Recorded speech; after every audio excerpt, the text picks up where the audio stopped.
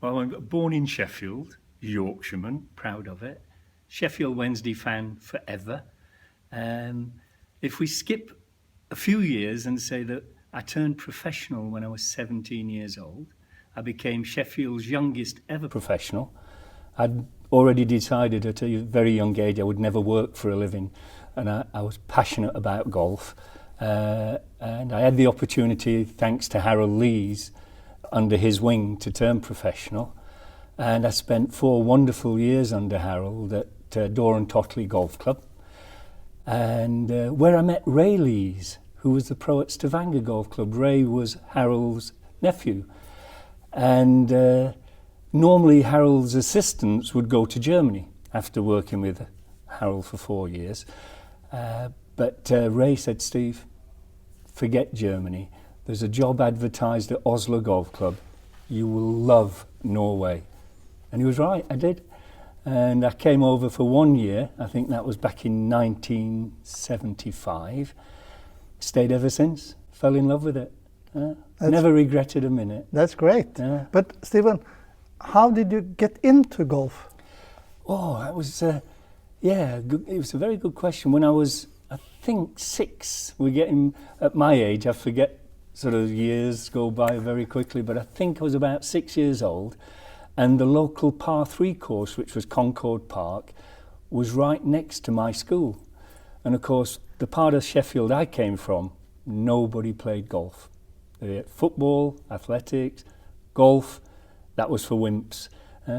But I started just because nobody else was doing it. I loved athletics. I was actually a good athlete, ran 400 metres for Hallamshire Harriers, passed baton in the 4x4 to a bronze medalist in the Olympics, which was John Sherwood.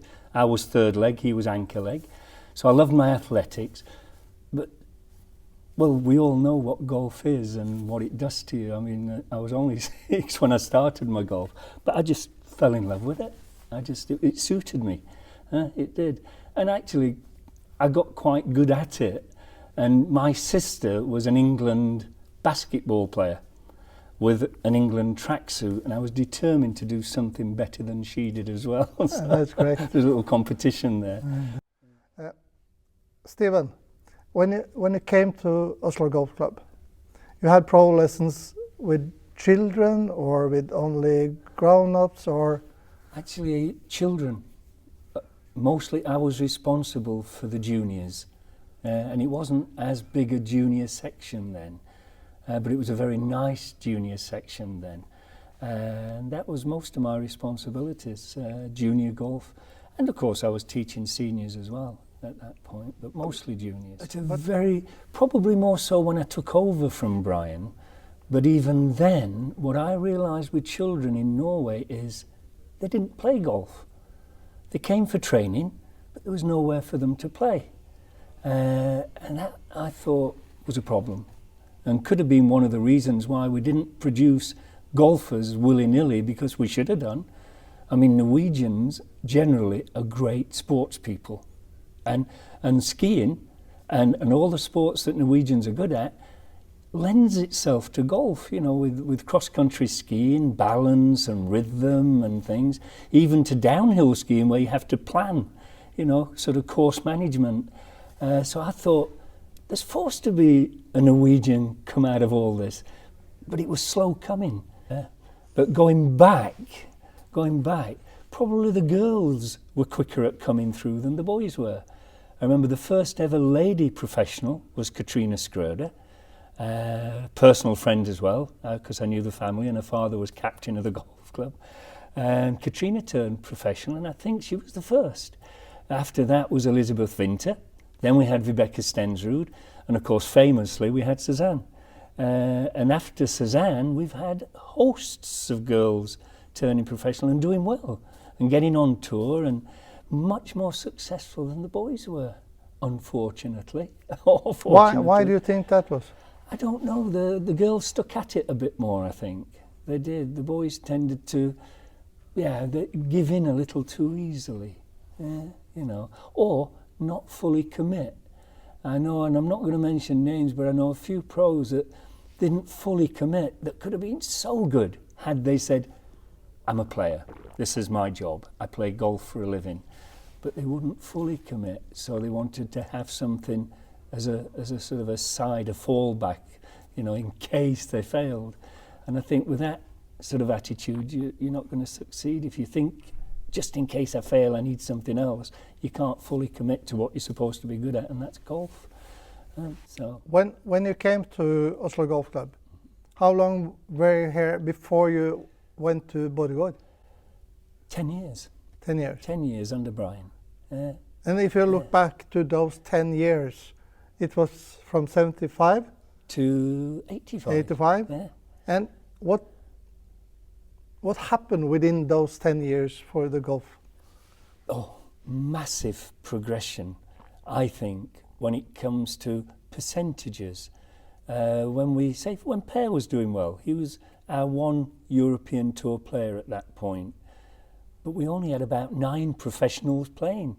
So the percentage was very high compared to, say, Sweden, who had more players on tour, but they also had an awful lot of more professionals to choose from. So I always said that our percentages is better than Sweden. How many boys, girls did you have the first years when you had the practice? I would think the groups, because there were different age groups, but each group, I would think around about 20 in each group, and of that there was about 4 groups, so about 80. It's a lot more now. A lot more now. There's a lot more pros to do it now, though. There was just me doing it then. But did you have a good program? I was myself. I was learning as well at the time. I was a young assistant pro. I wasn't a head professional then, so I was learning my trade as well as doing part of my trade. But I thought my main goal was to try and make it fun, so that they enjoyed practicing, trying to find ways that they could get out there and play a little bit more. I mean, Oslo Golf Club was a busy golf club and still is a busy golf club, and to get them out there on a regular basis wasn't as easy as it should have been. But we managed, and I started, again, skipping a little bit to when I was head professional and my first child was born, which was Sarah. I thought, perfect opportunity to create another tournament for children, and especially children that had not played golf yet. They'd been to training, they had no handicap, in those days green card, and they weren't playing golf. And I thought, it's a crime. When did it change? When did they start to play golf? It was a gradual process, I thought. A gradual process. It wasn't instant. We had to create competitions for them, and almost competitions where they didn't realise they were playing competitions. They were having fun, because Sarah's Cup was actually originally just 9 holes. It wasn't 18 holes. It became 18 holes, but originally it was 9 holes and aimed at kids that had not played golf before. So we had 9 holes, 4 holes, and famously 1 hole. We had the 1-hole tournament, which we've had children 2 years old, just about can walk, playing in the 1-hole tournament, which is now called Anthony's Mini Pokal. And through competitions, like in those days was Wallström's, that was the only junior competition then. Then we had Coca-Cola sponsoring kids, because Coca-Cola were good at things like that. We had SAS doing a little junior competition, but that was all. And we needed more. If we were going to get kids out onto the golf course, we had to do it in a way that we created competitions for them. Not to scare them off with competitions, but get them used to competitions as well. So, when you left for Borregaard, what was the reason?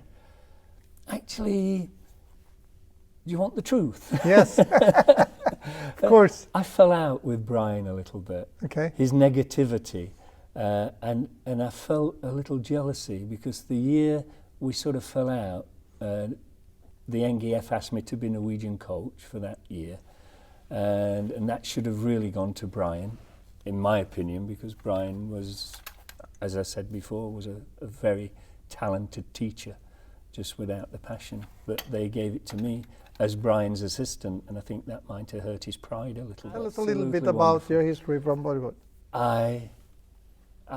It was like a big family.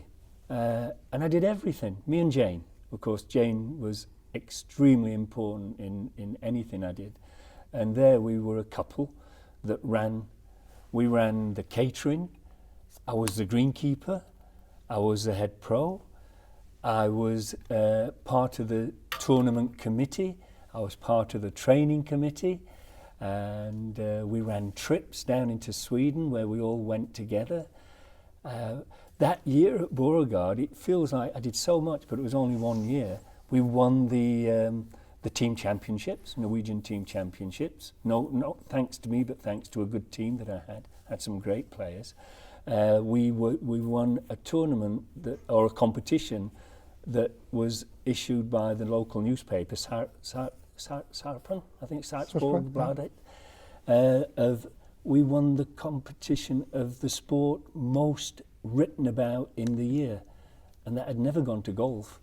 It went to football or ice hockey, Sparta or the football team, but never to golf. But we won it for golf that year, together with Ole Naumann, who was our president then. And we got a nice cheque, and I can't remember how much it was, but it was a nice cheque. And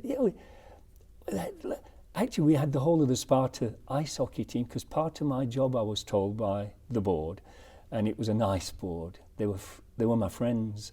And they said, we need you to promote membership. We haven't got enough members. We had loads of juniors, because that was the playground for juniors. Hence why so many good golfers came out of Beauregard, was purely because that's all the kiddies had.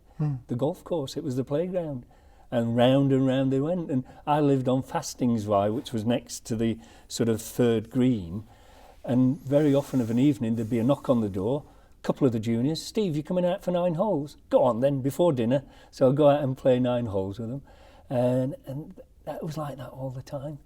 So, but part of my job was to create members. They needed more members, senior members, to fund the junior members. So I went out into town. And because in there I had to speak a little Norwegian. I couldn't get away with speaking English like I do in Oslo. So I went into Sarpsborg and went round the local sort of firms, the paper company, for example. But one of them was I invited Sparta, the ice hockey team, to come and have free lessons with me on a Wednesdays. And they said, yeah, we'd love to. So every Wednesday I had Sparta, including the coach, Tor Jobs, the big Swedish coach, left-hander. They came. And then all the kids, of course, were there for the autographs and things like that. But we tried to make golf popular. And we succeeded, and we did. We doubled the membership. But you were very short at Beauregard. Why? Brian left, and when I was given the job at Beauregard, and it was, I was very thankful, and I was very happy. But realistically, and I'd always said, I will only leave ever if Oslo offer me the job back there, because my heart is here in Oslo, still is. So you came back? I did. I became infamous. They wrote about me as the English professional who deserted the children. That's what they wrote about me. And it said, see pages, I think it was 10 and 11, they were the centre pages.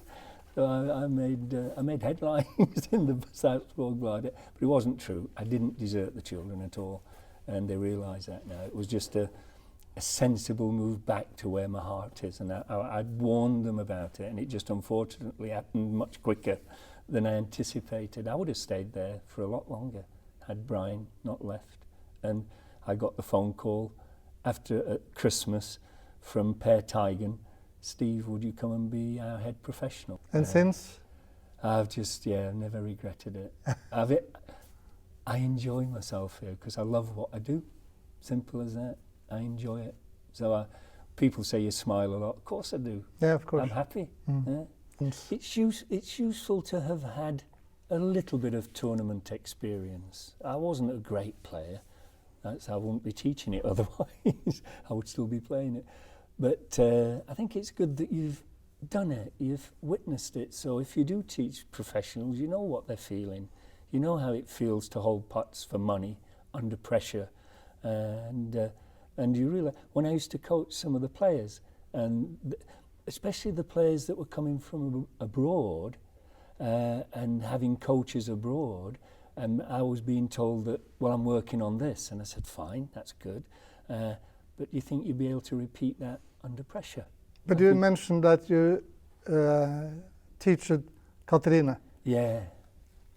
Tell us a little bit about Katrine. Katrine, yeah, she was a pioneer, not only as a player but becoming a club pro, and I think didn't she was connected a little bit with Groruddalen. She was also connected a little bit with Drøbak, but she also created one of the first indoor golf centres in Norway, and that was out at Mariadalen in that area. I hope to set it up. But how was Katrine when she was young? Oh, when she started? Lovely. She was one of my little juniors. Okay. Yeah? And as I say, I knew the family. Her mum was the head of our fest committee, and her father was president of the club, captain of the golf club. And lovely, lovely family. I knew her. Oh, unbelievable. Oh. Da kommer Katrine inn. I'm talking about you, and I didn't know you were here. Oh. That was a surprise, Stephen. A nice one. Nice one. We've been friends a long time, haven't we? Yes, we have. Tell me a little bit about Katrine when she was starting playing and the progress that she had. I think she, had it been now, I think she would have been another Suzanne Pettersson. Absolutely. I left, that's why. But you did come to Beauregard to see me. I did. You did. Yeah. And, you know, some of my fondest memories are not the golf, but the Bogstad ski team. Do you remember that? Holmenkollmarsjen. Yeah, we did Holmenkollmarsjen. Når var det? 1980? Something like that, yeah. And there was you, 82? me, Dave Lloyd, Yes. Tom Olsen, Yes. and Tom Hester. Was there anybody else? That was it, wasn't it? Yeah. That was Bogstad ski team. Yeah, and we were walking the whole march. Yeah, And I was 42 kilometers. That's right. Yeah. Do you have some good stories about it? Ja, jeg tar det på norsk. Yeah, that's okay. Du forstår norsk, Steven. Yeah, Du har I vært do. der i mange år. Yeah. Ja. Steven, han var jo liksom sjefen over alle sjefer. Eller han hadde jo en sjef først med Brian Plucknett, som var hans sjef først. Så da hadde jo Steven ansvaret for driving rangen blant annet. Og mor og far, de spilte her, og da ble vi liksom bare med. Og endte på driving rangen og plukket baller, og Steven var veldig grei, for jeg plukket i mange år, egentlig. Og når jeg hadde plukket i mange år, så ble jeg sånn dreven ballplukker, vet du. Så da fikk jeg midten. Og det var det best, for der lå de fleste ballene, så det var litt nedtur hvis man fikk sida. Så Steven var grei, og jeg fikk midtrekka. Og 50 øre bøtten eller noe sånt. Når vi begynte, så tror jeg vi steg til 1 krone i løpet av noen år. Double. Mm. Det var sånn 40-50 bøtter vi plukket på en kveld. Og så på de sidene så tok vi wedgen og tok det inn mot midten, og da fikk vi litt instruksjon, så det var der det begynte. Det var der jeg begynte å spille golf. Yeah, that's true, isn't it? Ja. That was the way children in this area came into golf a little bit. Ja. You think of the Elizabeth Winter, Ja. another one that turned professional girl. She started picking balls. Our head greenkeeper, John Reber, Ja. he started picking balls. Ja. So that was a way in, because caddying was out then, wasn't it? It was sort of dying. There was a caddy master when I first came here, which was Pat, Brian's father. That's right, Pat. But caddies were, because of, I think, society, kids earned more doing other things than caddying, and electric trolleys and things. So caddies sort of were dying out as I came in. They were still around a little bit. So the way kids got into golf was picking balls on the driving range. And like, I've forgotten about that. We picked by hand. Yes, we did. We picked by hand. And we carried all the buckets Yeah. up to the mats. Yeah. And then we brought them up to the shop and put them in the window and piled them underneath it. Kan du fortelle litt grann om hvordan Steven var som trener? Altså, Stephen kom jo fra England, og det var jo der golfen kom fra, så vi stolte jo alt han sa var jo sånn du skulle gjøre det, så vi fulgte alle lover og regler, vi, og lærte the ball flight laws veldig tidlig. Så lenge man liksom forstår en del av hvordan ballen oppfører seg, så skjønner man jo en del om golf, og det var liksom å lære logikken i det og forstå og ikke minst forstå at det er gøy og spennende, og det liksom sånn, du blir aldri god. Du har egentlig mest dårlige opplevelser med golfen. Det de der få rundene som du lever av. Kanskje på en sesong så har du kanskje 3 runder du fornøyd med. Maks. Hva Stevens største styrke i forhold til å... Tålmodighet. Og god, og gjøre oss gode, og fortelle at vi flinke selv om vi sikkert skikkelig dårlige. han var alltid blid, som han sitter nå. Han smiler hele tiden. Jeg har aldri sett han sur, tror jeg. Så Stephen var kongen her nede, han. Så overtok han jo alt sammen etter hvert, og da var han jo sjefen, da. Og der har han vært siden. Kan du si noe om hva Stephen betydde for din pro-karriere? Det var en veldig fin støtte, fordi at når jeg ble pro, så var det jo ingen andre som hadde vært pro før. Så jeg var liksom... jeg var litt, pioner, men jeg var jo liksom uerfaren, men Stephen hadde jo vært i England og greier. Så jeg spilte jo først og fremst i England de første turneringene, og da forklarte han meg en del om hvor jeg sa hvor jeg skulle reise, og da sa han, der har jeg vært, der må du gjøre sånn, og der kan du bo der, og var litt sånn backup i forhold til hvor man kunne bo, hvor man kunne... Så kjente han vel noen cadder innimellom også som jeg fikk hjelp med. Og så var han interessert i hvordan det gikk, og han ringte og spurte hvordan det gikk. Wow, yeah. It's a big step for a young girl it is. to get a pro. Oh, absolutely. Did you feel that the club gave her everything she needed? No. She did it on her own. She did it on her own. Yeah, that's a good part of the history. Jeg og pappa. Yeah, sorry, but that's true. That's true. She had good parents that supported her as well, a good family. And I think that's important, to have a good family behind you, you know. Suzanne's got the same, with her mum and dad supporting, and a lot of our young pros have got the same. The family are behind them, supporting. But Katrina did it on her own. She did it, no support from the golf club, no support really from the Norwegian Golf Federation. Nearly the opposite. Yeah. Young girl turning professional, how dare she? Yeah.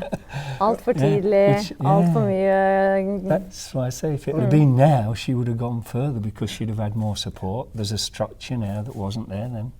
And, hvis vi bare da oppsummerer denne lille catchen her, har du lyst til å takke Stephen for noe? Ja, alt han har gjort for meg, og alt han fremdeles gjør for meg. Han hjelper meg med køller, han leker meg med skaft og forteller at nei, den for stiv, den ballen feil, den riktig, den køllen bra. Så han vil alltid være viktig for meg når det gjelder golfen. Alltid. Takk skal du ha, Katrine. Bare hyggelig. That was nice. Yeah. Oh, that was a lovely surprise. Yeah, that's great. But tell me a little bit more about how did you get it to go as the Pro Master? I had the most wonderful backup from Jane, my wife, and Dave Lloyd, who the minute Oslo Golf Club offered me the chance to come back, and me and Dave had worked together as assistants prior to this, I thought, if I'm coming back, I need a good assistant. And in my opinion, Dave is the best there is. So I phoned him. Where did you know him from? From Oslo. From Oslo. He came and worked for Brian, together with me and Douglas Craig, who was at Shekstad eventually. And Dave is just, I consider him to be family. He's my daughter's godfather, I'm his daughter's godfather. I said to myself, if Dave will be my assistant, I'll say yes to the job. So I phoned Dave up and I said, Dave, fancy coming back to Oslo? Because I've been offered the job as head pro. And I said, you're doing it all to me. He said, bog off. Hey, David. I can't. Oh, it's Corona. Forgetting Corona. Oh, yeah. as I say, I consider this man family. Surprise? Yeah, nice one. Yeah. David, give us a couple of stories that you have. Well, my reflections Yeah. from working with Stephen, I think, is more of a better way to describe it, you know. First of all, I remember working with him when Brian Plucknett was the pro. Remember that? Yeah. They were the good days. And then you left, and I remember getting a Christmas card from you. You said, David, really nice working with you, but if ever I need an assistant, I won't call you. I went, yeah, well, I'm never going back to Norway again, and that was over 30 years ago. So then, but then you came back here, and you phoned me up, and as you said, and I jumped on it straight away. It was brilliant. And back those days, it was all a bit more relaxed. Yeah. And we had coffee outside the pro shop, Yeah. reading the newspaper. Yeah. And but I think one of the biggest things you taught me was the fact that, two things I think. I think it was that there was, every single person in the world was the same. Yeah. You treated them exactly the same. Whether it was the ambassador of America coming to play golf here, or some kid that just lived around the corner that was very shy and retiring, you treated everyone exactly the same. So I've tried to do that, so that's really good. Thank you for that. And then the second thing, you couldn't possibly say no to anybody. And service was just ridiculous. So when I started my company up, when I left here to Oslo, I remembered that you taught me that. So we tried to do it to the high standards you did it, but I don't think we ever got that far. But I always remember that. Stephen would say yes. I went, oh, damn Stephen, I'd got to go and do it. So that was nice. And we had a lot of laughs, and we worked hard, especially when we had to pick all the balls on the driving range. That was fun. Thanks very much, yeah. And then we had some great days. And then back those days, my Norwegian was even worse. Not that I'm speaking Norwegian now, but my Norwegian was even worse. And I remember on Tuesdays, it was damedag. And everybody would, David, you've got the shop locked. I went, oh, thanks, damedag. They loved you. Yeah, well, I called it, and I said, oh, welcome to damedag. And they said, no, David, your Norwegian's not very good. I said, yes, it is. It's damedag, not damedag. For us in the pro shop, it was damedag. The electric trolleys weren't working, and the flags were in the wrong position, and all sorts of stuff. So that was hilarious. So, and we had a few episodes there, but. And we had some great episodes. Once there was some gentleman from a far distant country playing, and they rented 4 electric trolleys. I remember that as if it was yesterday. I won't say what nation they came from. We're not allowed to do that anymore. And so we rented them 4 electric trolleys. How was it to work as pros in Norway? It was great. It was fantastic. It was working as pros in Norway was great. It was much better than working in England as a golf pro, because to be totally honest, when you were back in England, you were treated as if you were the sort of the lowest of the lowest in the hierarchy at the golf club. Whereas when you came across here, it was a lot, you know, you were considered quite a sort of, if you could get the ball up in the air, you were quite good. And everyone looked at, well, he's good. So no, it was a totally different role. So so we were much more accepted into society, and so that was really nice, wasn't it? Yeah, it was. That was a big benefit of coming across here. Why was it so good to have David as an assistant? You know, I think bringing David to Norway, I did something for Norwegian golf. I gave them Dave Lowe. Yeah? And I've said it wherever he's been, he's just his personality. You know, it's not just his personality, it's his ability as a golf professional. Not many people might know this, but David was voted Assistant of the Year in Britain. Now that's quite an accolade, and there's a lot of assistants in Britain, and David won that award. Congratulations. Yeah, I got lucky that day. Thank you. And here I am, the head pro, I'm his boss, and I thought he's more qualified than I am. Absolutely not. But since we have you here now, if we look back at the history, why wasn't it any Norwegians really got into the pro job? But I think back in those days there was no education for Norwegian golf pros. There was no system. There was no system of learning the tasks. And it takes 3 years in the British system. So a minimum of 3 to 5 years. And they're not glorious years when you're working. You know, it's you're sort of slave laboured. And I don't think the Norwegian culture sets in for that too well.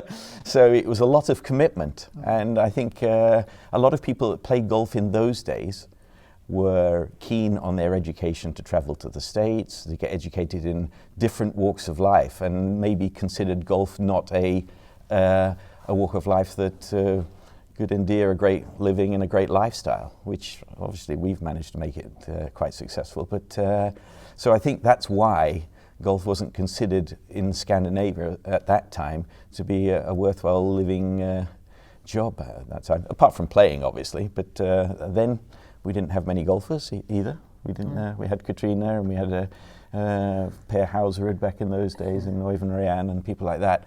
But we didn't have that multitude and that professionalism, I don't think, that they've got now to build up a team of really good players. So I think that's why. Okay. Let's wrap it up. Something you'd like to say to...